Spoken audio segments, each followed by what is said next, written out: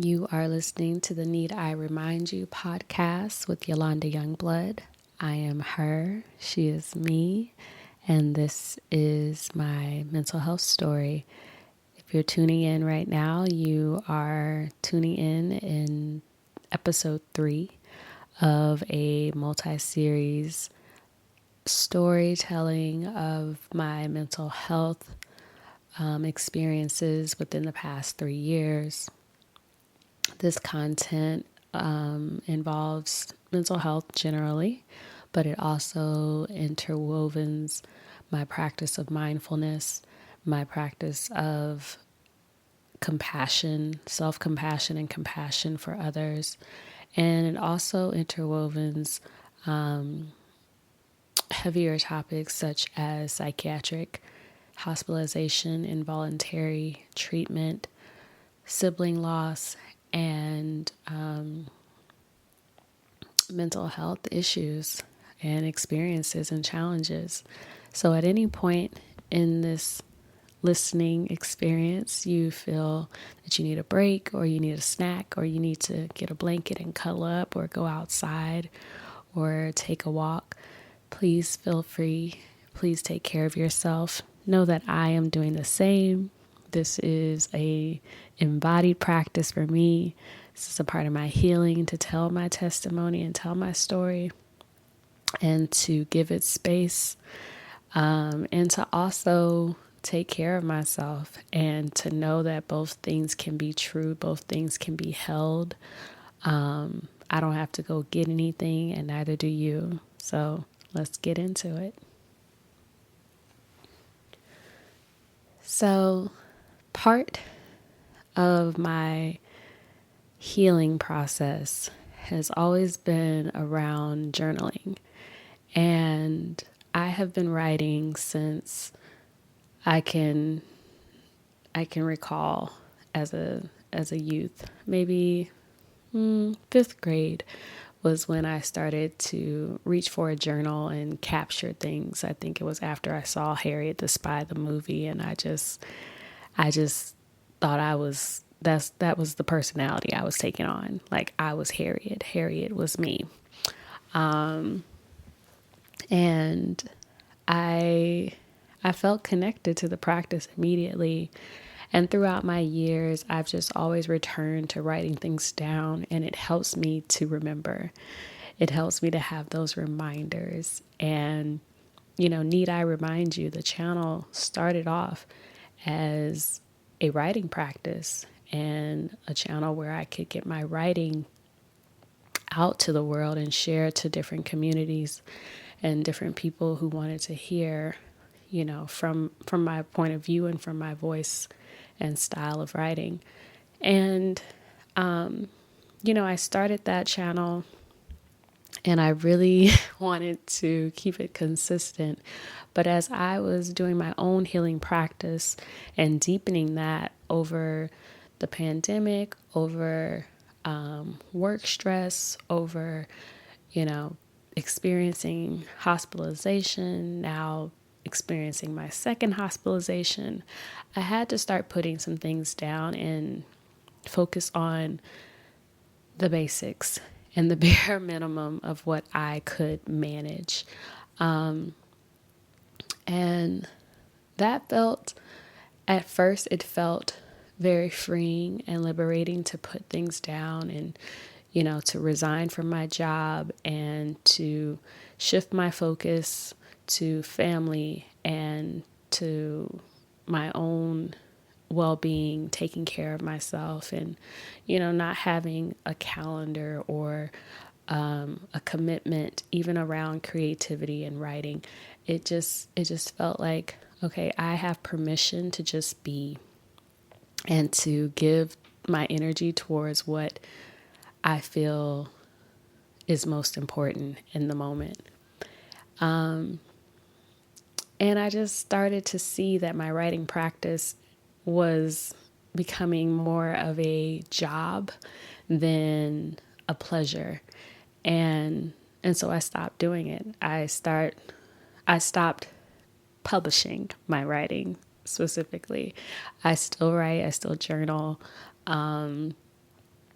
And I've continued to keep that consistent practice, even if it's not every day. I make sure that I give myself appreciation, and I give God thanks for, just naming, if I'm just writing one word of gratitude in my gratitude journal, or if I am just writing a few sentences in this really cool writing prompt book that I have, or if I'm just writing a grocery list. Like, writing is writing to me. I'm not giving it that much weight.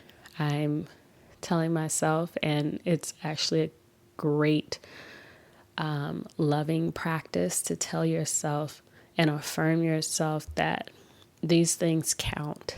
Like, this is about the love behind the action, and it doesn't have to be a big to do. It doesn't have to be a big production in order for it to be worthy. And that's how I felt when I put down the writing on the Need I Remind You channel, and I picked up the microphone. And that's what brings me here today, like being able to just speak plainly and let whatever comes out flow out, not putting pressure on myself or audience to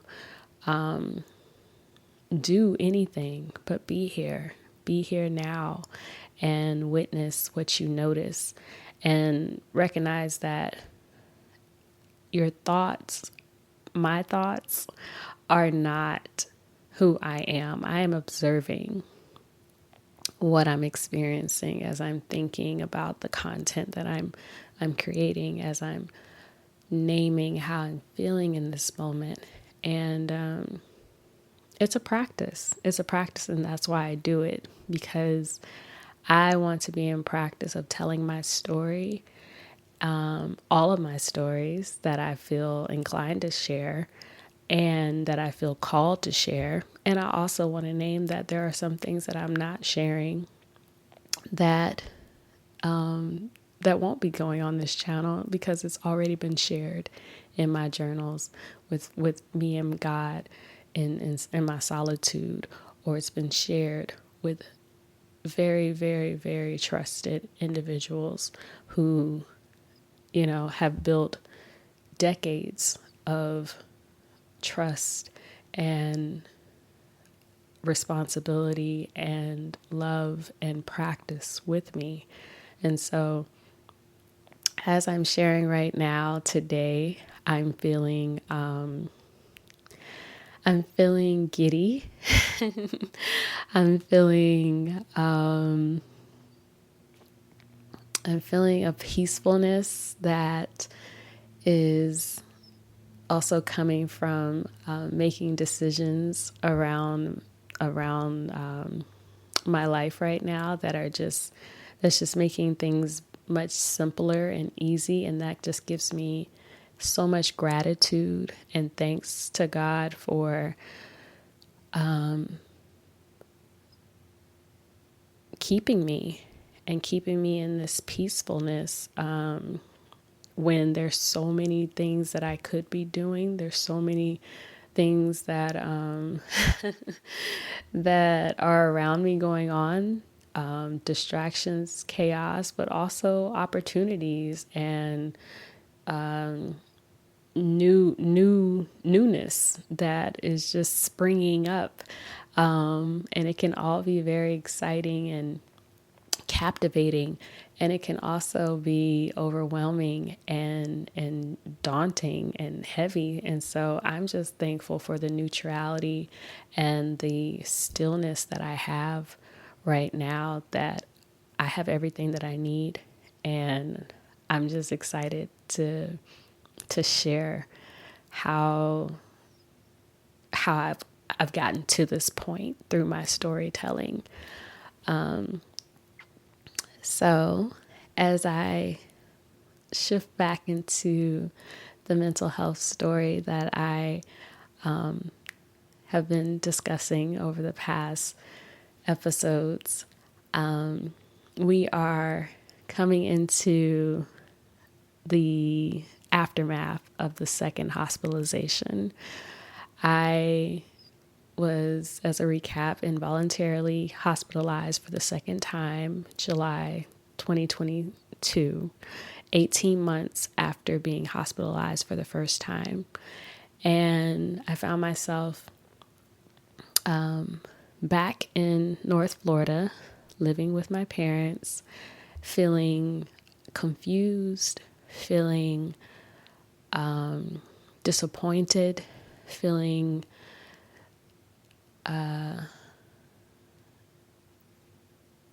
confused and disappointed are the main things that I can recount of what I remember.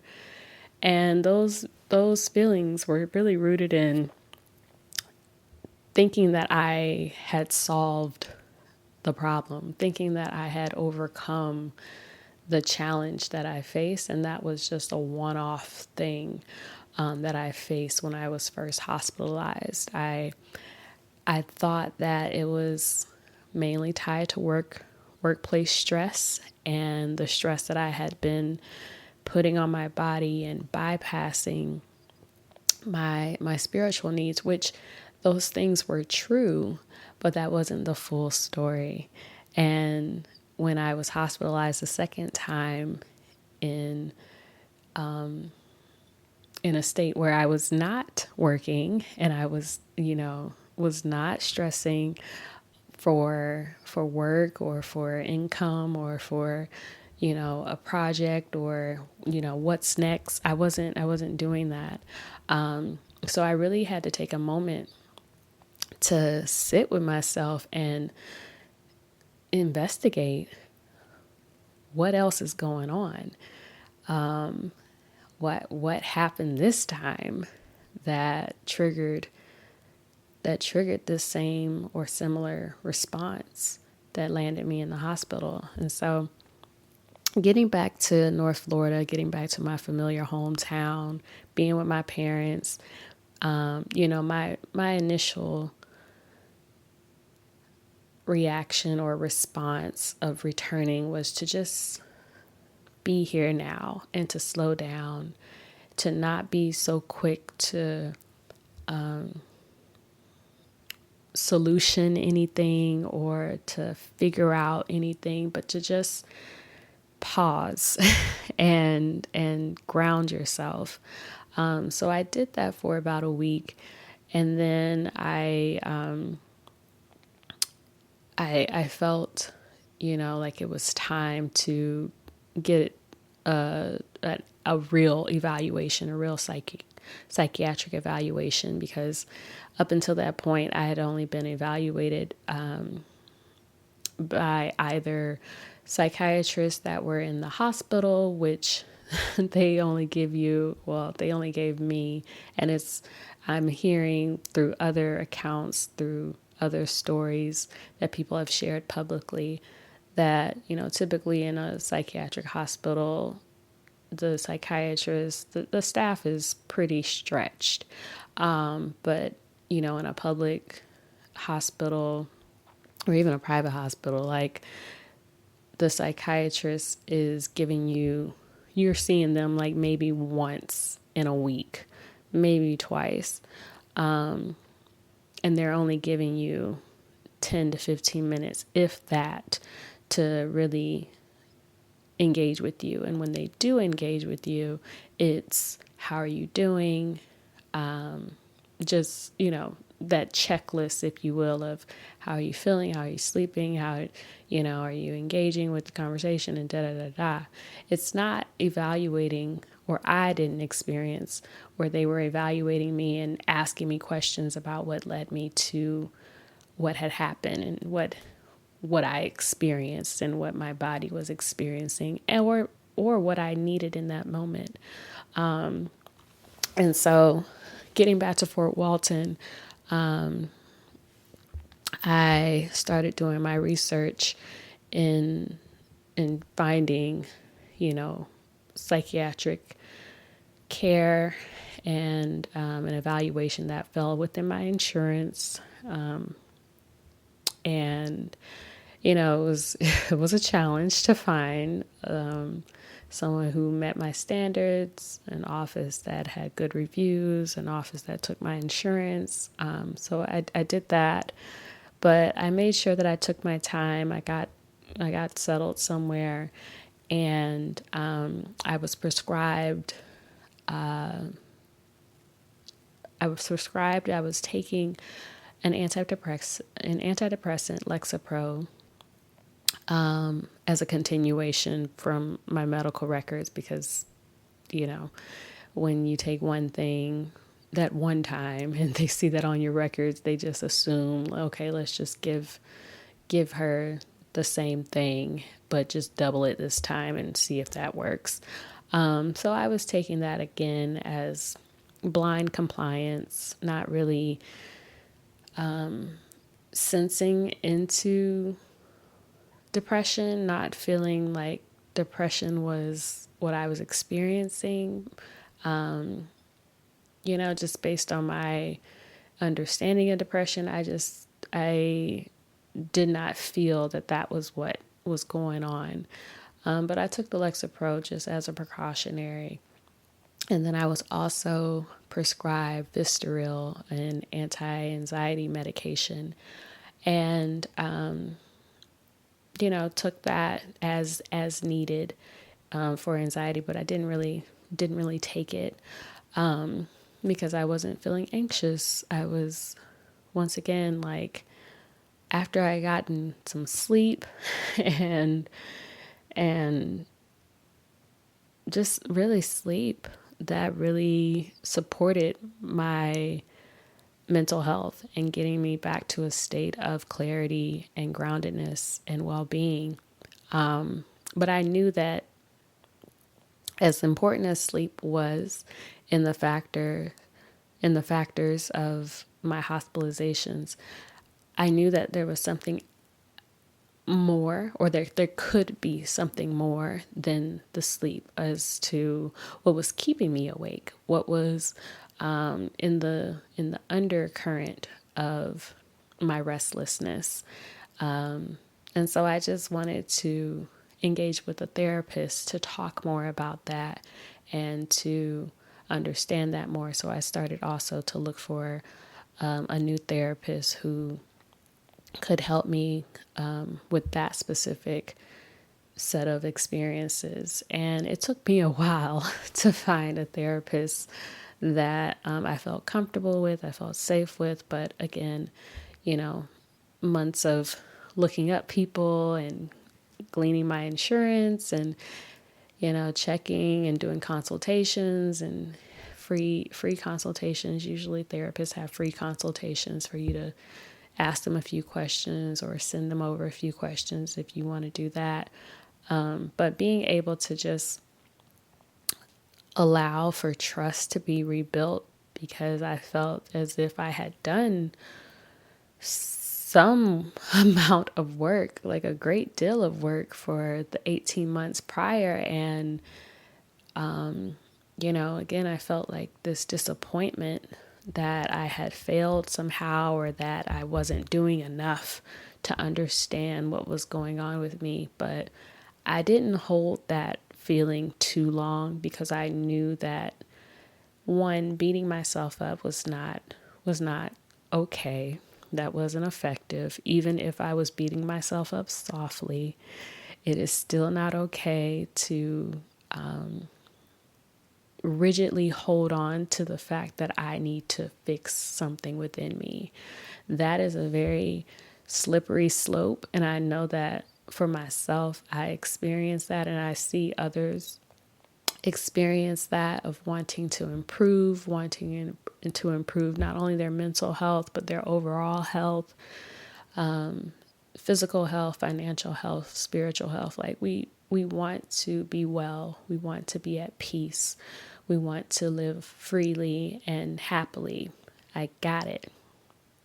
And I also recognize the importance of accepting that we don't control a lot of things. And we also don't always see the beauty in our falls, or in our messiness, or in our brokenness, if you will. Like when the heart breaks, when you fall, or you're in the valley and you're trudging through the mud, and it's stank, and you feel gross, and you feel heavy. It's like, even when I can't see fully how divine and beautiful I am, I still am. I still am. You still are, no matter what. Like, you are divine. We are divine. We are worthy of love. We are love. That's what we're made of. We're made of awareness and consciousness, and we have everything we need to move forward. So I'm just very mindful about the way I talk to myself. So when I do find myself being disappointed, or confused, or wanting to solve, and wanting to get to the lesson and figure it out and apply it and move on, that is actually a conditioning of trying to excel, or perfect, or improve upon something that I don't think is worthy of being loved in that moment. And so I really had to learn that for myself, and practice that through journaling. And as I was navigating, trying to find, healthcare providers that got that, and that would be on my team, that would be, qualified enough to be on my team, it was really difficult to find what I was looking for. So I really had to practice in solitude, and do a lot of things on my own, with God, of course. Like, I think there's a beautiful thing of solitude that I practice with my journaling and with my meditation, whether I'm resting in the bed and with my eyes closed meditating. I might be listening to a guided meditation, or just being still in silence. And I also like to be in nature and walking, and really walking slowly with intentionality, not trying to speed walk or anything like that, but just noticing the slowness and the pace of my soul, and the pace of the earth, as Khalil Gibran names, in one of his beautiful poetry. And I just know the power of, like, trusting and having faith that when something is meant to be revealed to you, like, it will be revealed in due time. Like, there's nothing to go and run for. But sometimes in my fiery spirit, I can be impulsive, and I can want something so badly, that I just start trying everything, and see what clicks, which, is also a technique. I don't think there's anything, I don't judge that as wrong, or I don't criticize that harshly, that behavior, because I also know that there's a great passion that wants to participate, and collaborate with spirit. That is my humanness. That is what makes us all human, that we want to be a part of our livelihood, and our self-determination, and our choice, and our agency. And we have that right as co-collaborators and co-creators of our lives. So I just really had to be patient with myself, be patient with the medical industrial complex, and the healthcare system, and my family, and my friends, and but mainly myself, of wanting things to be different and wanting things to be easy. I wanted people to do the same work that I was doing. I wanted everyone around me to learn about what I was learning. But I had to accept and recognize that everyone else is on their own paths too. And I get to walk this path alone. I can invite people to join, and I can offer some suggestions and some encouragement. But ultimately, I get to walk this journey alone. And even my relationships with family, friends, healthcare team, mentors, influencer, podcasters, authors, any content or entity that I'm engaging with is still a point-to-point connection, and I have to return to point, as I've learned in one of my meditative practices. Is like returning to point is within me, and I can look outside of myself all I want, and I can recognize and find resonance and feel clicks and heart connections all day. But I don't actually need to do that. All I need to do is just return to point and return to myself and remember that which I am and what I have and who I am and whose I am.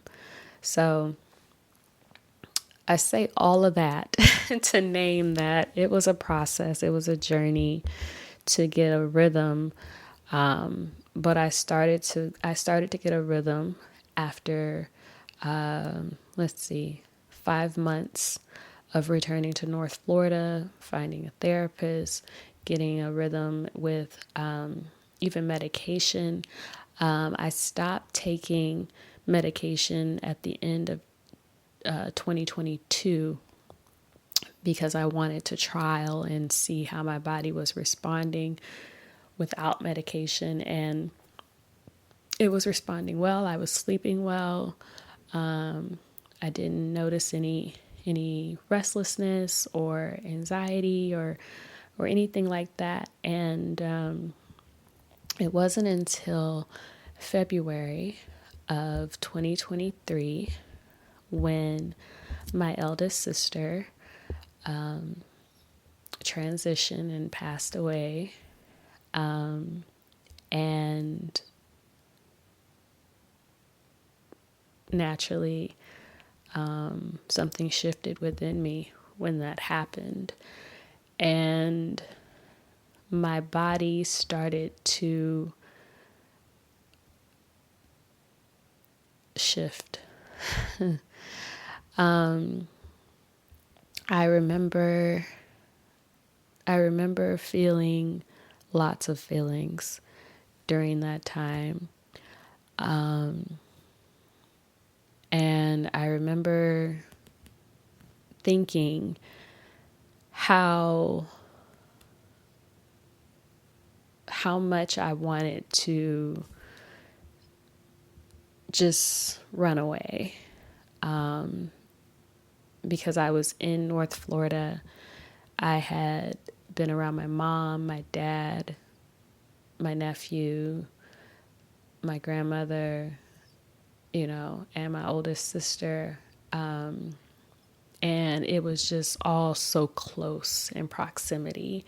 And I hadn't felt that closeness to family in proximity, like in proximal space, physical, actual space, in a while. Even though I had been in Fort Walton, for visits and things like that, moving back home to my childhood home and being in that energy was very, I would say, like,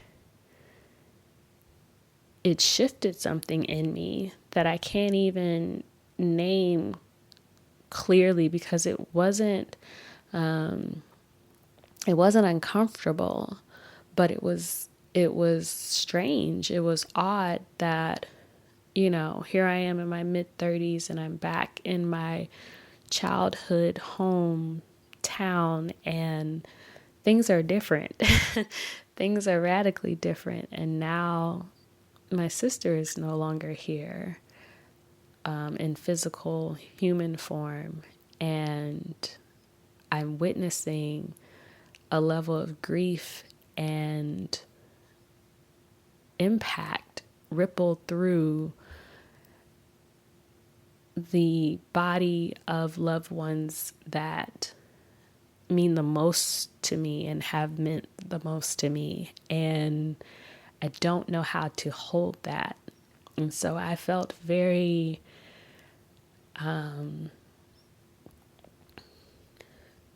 think my body was very confused. My mind was very confused and disconnected from my body at that time.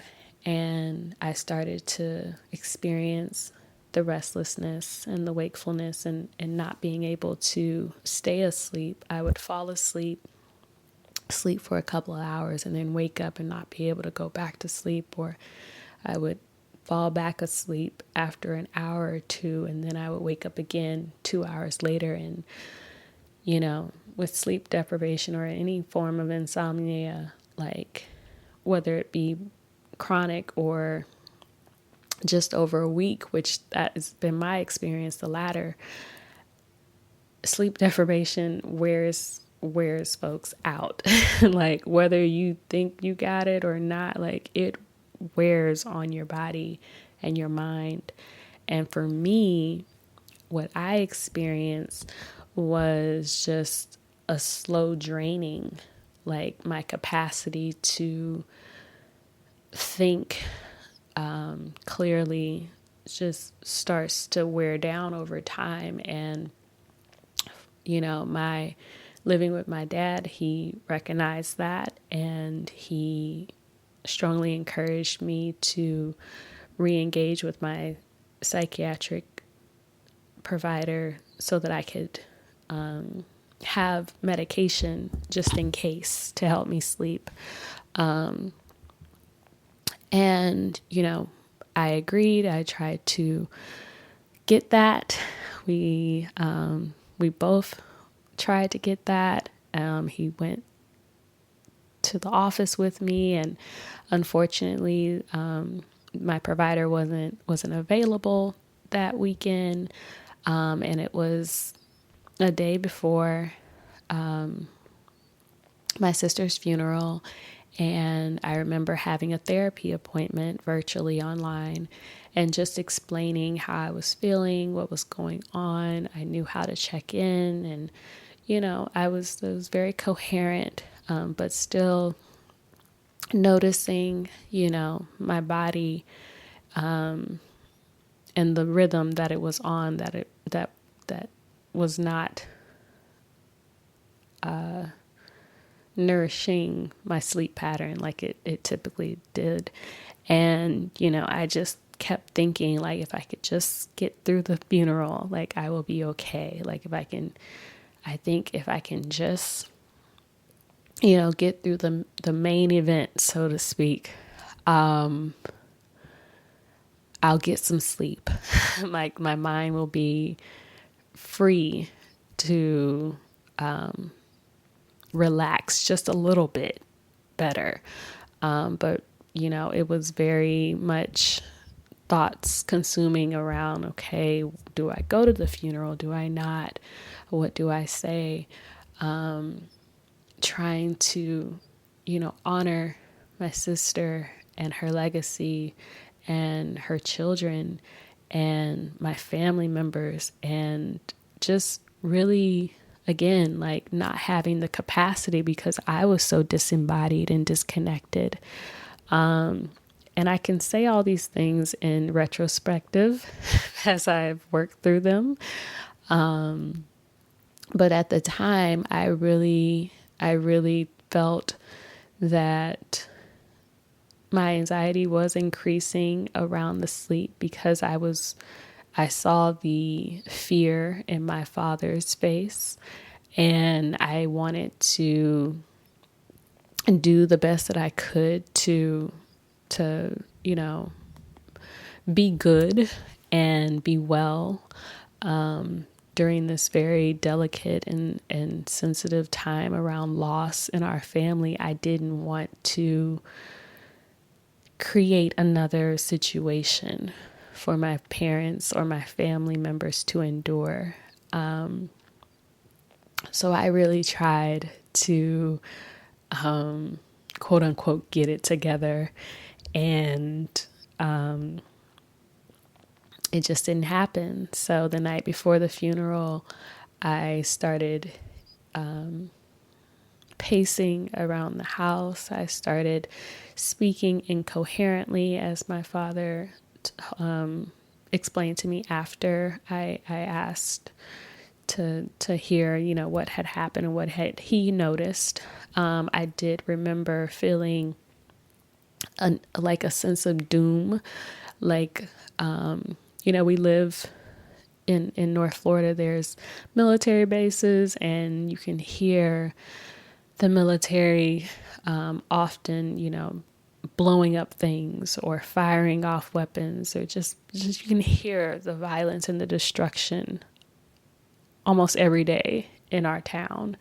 And it becomes just kind of background noise that you hear and that you don't really pay attention to. But in that state of restlessness and anxiety, I had felt this sense of doom, like a bomb was going to drop on our town and on our house and on this neighborhood any moment now.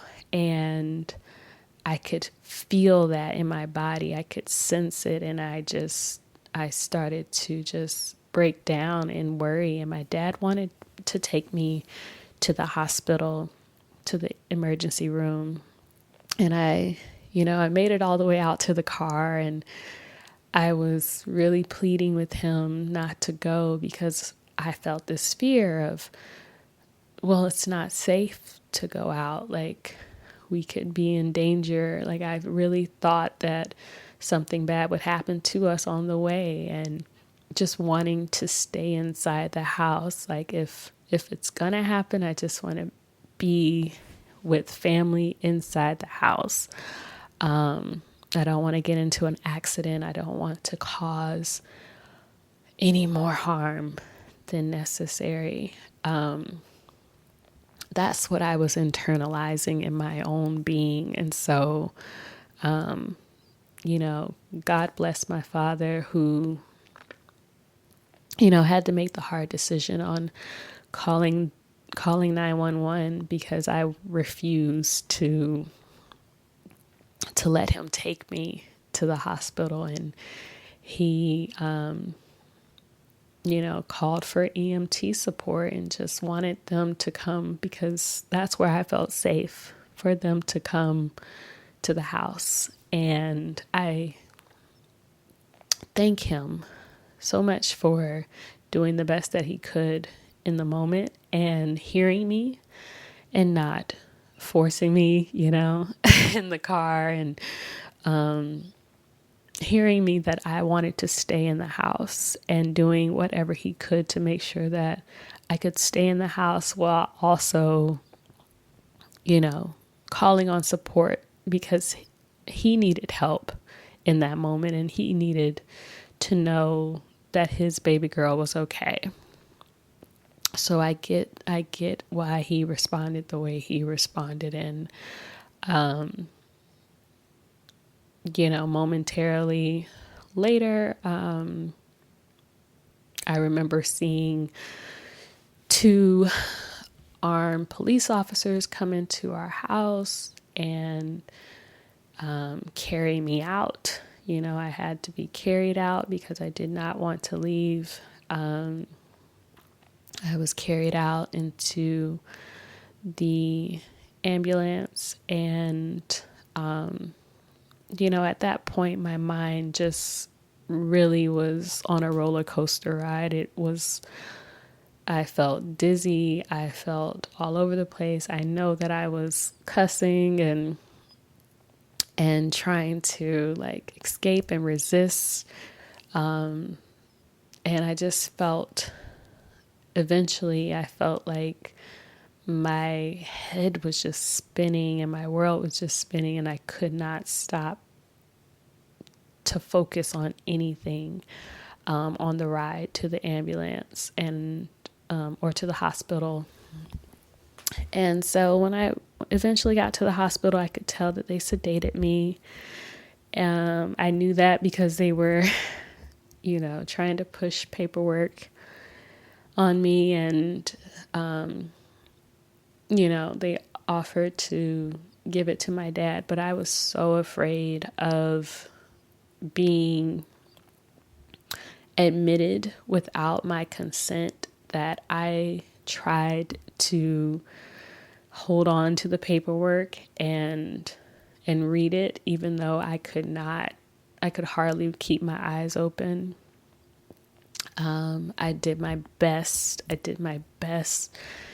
to hold on to my agency and to not surrender my power. And I just couldn't get on the same wavelength with my father, and I didn't know if he would know what I wanted or what I needed for my care. And so I just held on to the paperwork and did my best to understand it, but eventually I just signed it.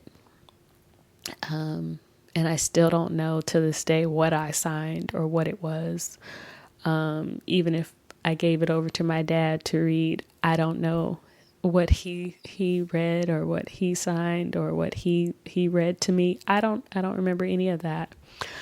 But I do remember him sitting by my bedside and then eventually noticing that he wasn't there, and that I was asleep, because by the time I woke up, I was in the psych ward of the hospital, the same hospital that I was admitted through the emergency room. So this was the first time that I was admitted to a psych ward and not sent to another hospital or transferred to a facility or behavioral center. But it all still felt unfamiliar. It all still felt cold and sterile and lonely and isolating. And I just remember waking up thinking, okay, we've been here. We can do this again. And let's just remember the lessons and remember that you're here to survive and move forward, and you have choice. You have choice was my main focus and concern, to not hide into a shell and bow down or cower under fear. My main focus was to ask questions. Once I felt grounded, it was to name what my needs were, and it was to observe my surroundings to make sure that anything that felt unsafe or felt unsettling, that I knew how to navigate the space while I was being held there. So I will put a pause in it right now as I imagine this amount of content is enough to sit with. And I feel complete in telling this portion of the story when I think about my time in the hospital while my sister was being laid to rest, and as my family was grieving and attending her funeral, I felt a sense of gratitude that although I did not plan for or necessarily personally desire the way I ended up in the hospital, I recognize that God put me there for a reason, and it gave me a moment to focus on myself and not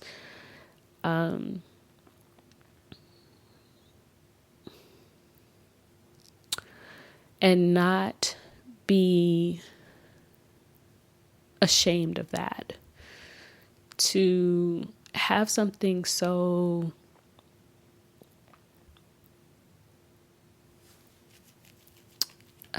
extreme or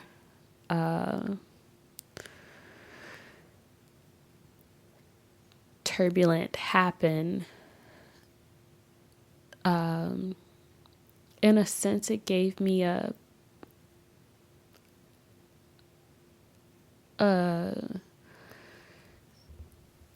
justification or a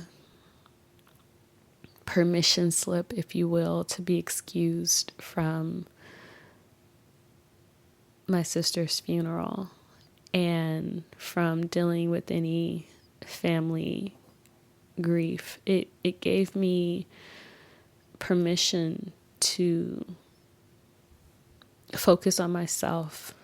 And when I think about that, I'm grateful that I got that lesson so clearly and distinctly and directly.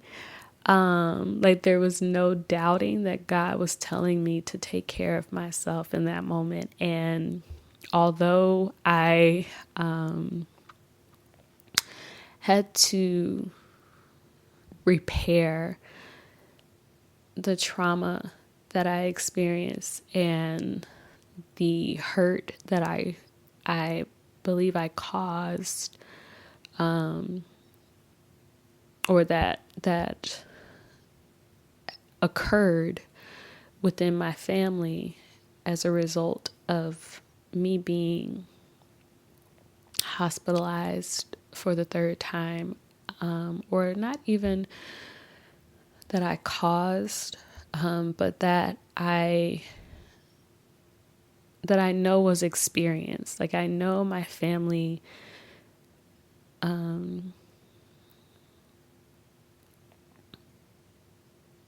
suffered from that experience of me being hospitalized, as they were already suffering a loss of one of our other family members. And so, knowing that there was repair that needed to happen for myself and for the relationships that I love and have with the people in my life, I also just really was giving so much gratitude to God for showing me that clear message and being able to sit with that and still being supported by my family as they visited me every day while I was in the hospital. while they, brought me clothes and a journal and things of comfort to help me while I was in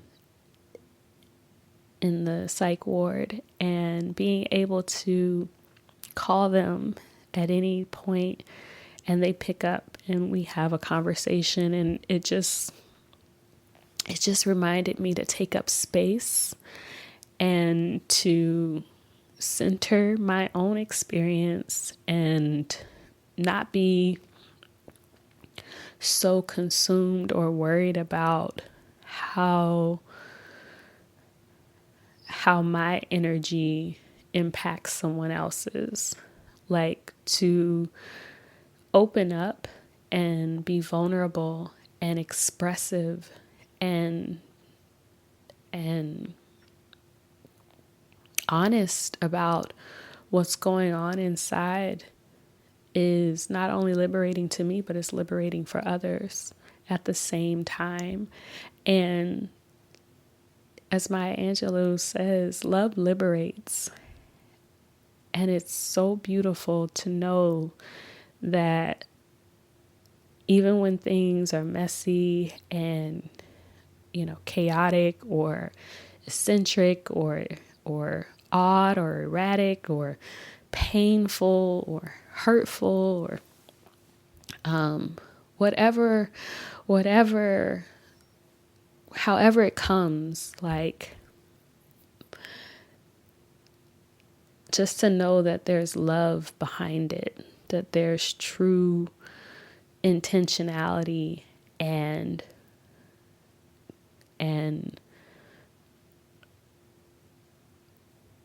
just a purity behind how God wants to show up and show out and really help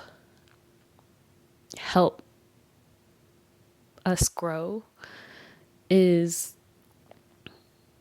something to really like sit with and to recount and to testify on. So that's what I hope that I am doing in this moment on this channel, in this discussion or this outpour of my story, because I really want to express my gratitude for not only how God has carried me through this journey, but also how He has deepened the intimacy of love and trust and responsibility that exists in my community and in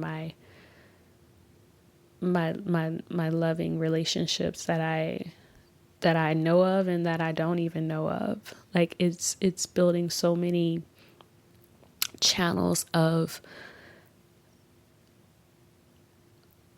true connection and of what I've been seeking and calling in over and over and over in my attempts to exist in this life, in my attempts to create, in my attempts to work, in my attempts to relate and really collaborate with other people. Like, so I think it's wonderful. I'm so happy to be here, and I look forward to the next time that I can share with you the final or the last hospitalization that I experienced, which came sooner than I thought it would. But I'm looking forward to sharing more about that in the next episode, and I hope that you will continue to listen. Please comment, like or share anything that has come up in your heart or in your reflections as you've been listening. I would love to know how you're doing and how this information feels as it goes out. But just know that even if you don't share, I trust that if you're listening, you are doing exactly what you need to do for yourself in your own practice, and it's enough. It's enough. It's enough. It's enough. So be kind to yourself, and I will talk to you on the next episode.